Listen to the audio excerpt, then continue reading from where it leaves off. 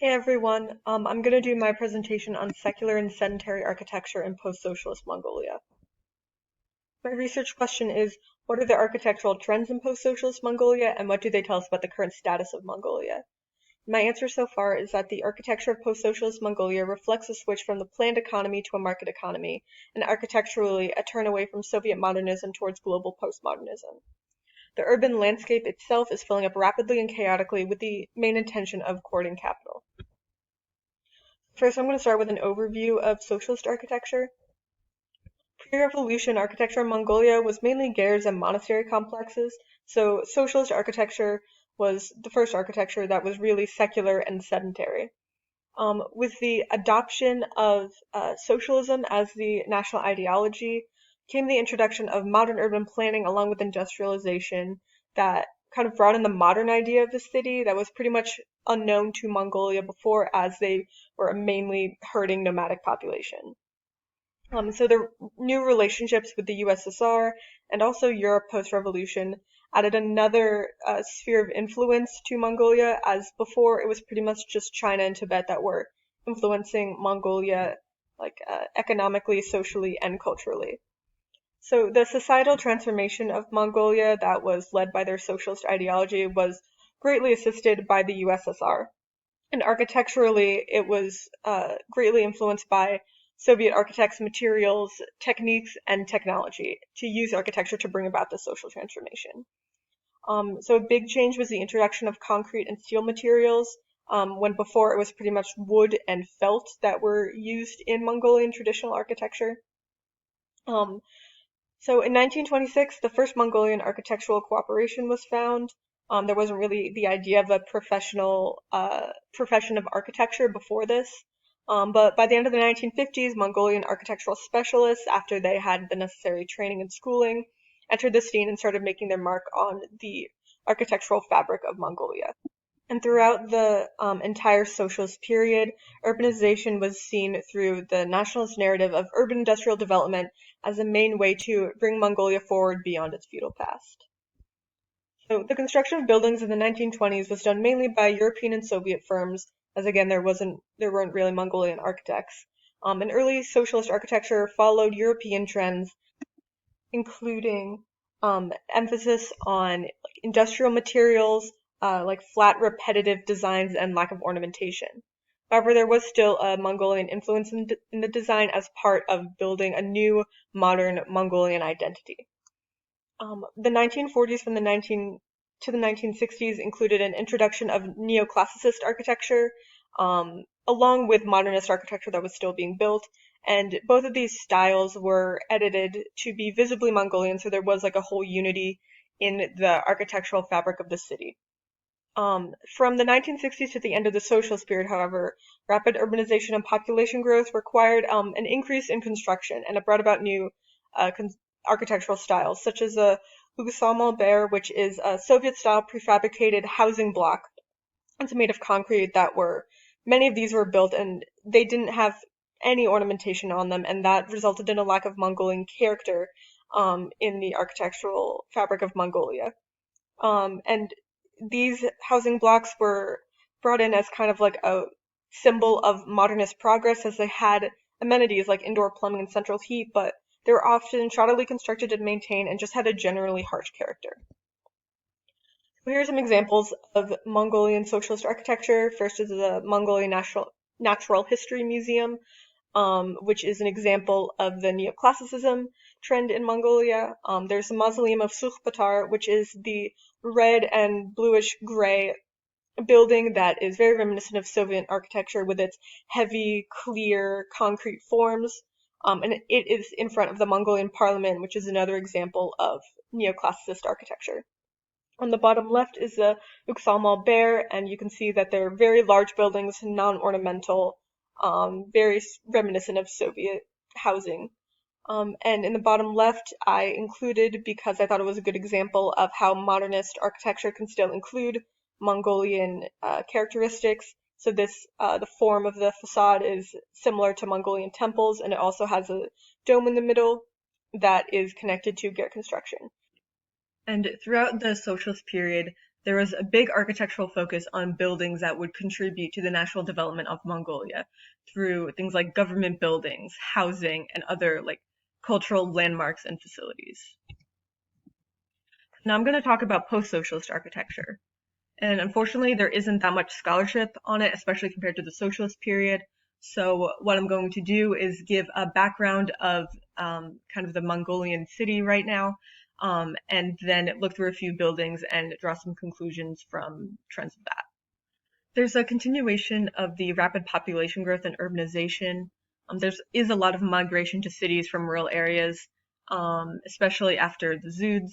And this greatly expands the informal ger settlements, which are basically what happens when poor Mongolians that don't have enough money to like get their own place in the city, kind of bring their ger and set up on the outskirts of the city and expand the city that way.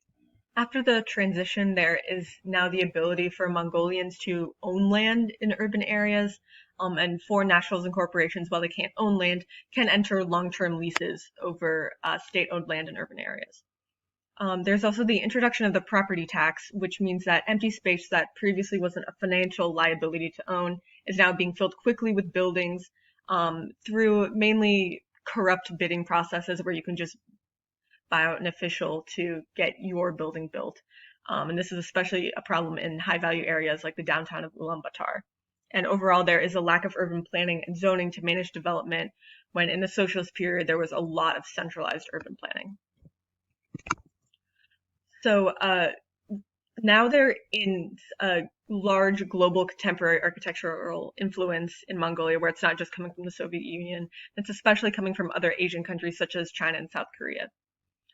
There's the introduction of the contemporary skyscraper, which we all know is the multi-story steel, concrete, and glass construction that we see in most big cities. The introduction of glass skyscrapers is really important because not only do they show kind of connections to other architecture in cities all across the globe, they also signify a connection to global capital, as the new buildings that are these skyscrapers are mainly hotels, office towers, and other luxury apartments that are really connected to kind of the global flow of capital, money, and investments. Also in architecture, there's a postmodern reaction to the socialist period. And by postmodernism, what I'm really trying to point out is the new emphasis on like cultural visual signifiers instead of the focus on the form of the building. So, for example, there are a lot of cultural references to traditional Mongolian history and culture, and moving away from Soviet design and iconography. The first building I want to talk about is the Chinggis Khan Hotel. Construction started in 1994, it opened in 1995, and it's a hotel with 176 rooms. It was built very soon after the end of the socialist period, and it was named after Chinggis Khan, which shows how Mongolia was really trying to create its new national identity based more on the traditional pre-socialist signifiers of Mongolian history, such as Chinggis Khan. The design of the hotel, while definitely modern postmodern, is probably referencing the step-like designs of Mongolian temples. As you can see on the bottom, the staircase-like form of the temples is shown in the non-glass part of the hotel. And it is a concrete, steel, and glass construction that's similar to the like wide, long, rectangular shapes of the Soviet housing blocks. The next building I want to talk about is the Blue Sky Tower. Construction started on it in 2004. It opened in 2011, and it was built in conjunction with the South Korean company. It has a 200-room hotel, luxury apartments, restaurants, and office and conference spaces. The tower gets its name from the Mongolian notion that they are the land of the eternal blue sky, and it is a concrete, steel construction with tinted blue windows that reference that eternal blue sky aspect. And it is built in the shape of a sail, which doesn't really connect to Mongolian history because it's a landlocked country, but it does really connect to like just the kind of global networks of capital and architectural influence, as it's really similar to the Burj Al Arab in Dubai. The picture's right on screen next to the Blue Sky Tower, and it just kind of shows how ideas along with money is being transferred like through these interconnected global city networks, and it's influencing their architecture. So some other buildings that I want to talk about briefly are the Bodhi Tower complex. It opened in 2004, and it is a commercial office space filled with different international companies. It's made of two buildings. One is a neoclassical, much smaller building in front that blends in with the Soviet neoclassicist architecture, and the other part is a high-rise behind it, which kind of overpowers it and is really interesting how there's like this one kind of neoclassicist building and then another one that doesn't have that much ornamentation at all to it. Next is the Hotel Mongolia, which was built in 2003 and claims to be the only resort hotel in Mongolia.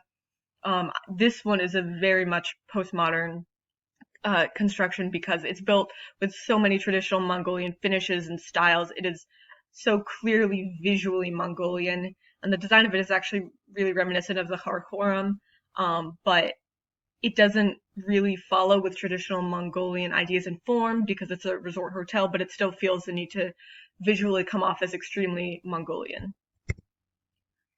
Some other buildings are the International Commercial Center, which is another tall glass skyscraper, the Naranchu Hotel, which is an older skyscraper. There's the Shangri-La Hotel, which is part of a large international luxury hotel chain, and these three buildings are some of the tallest buildings in Mongolia as a whole. And then there's the Ulaanbaatar Bank, a pretty architecturally interesting building that is, again, a glass skyscraper. So lastly, I want to send you all off with a kind of visual timeline of the city. This is Ulaanbaatar. So in the top right, you can see a lot of Soviet influence where everything's very much planned out, spaced out.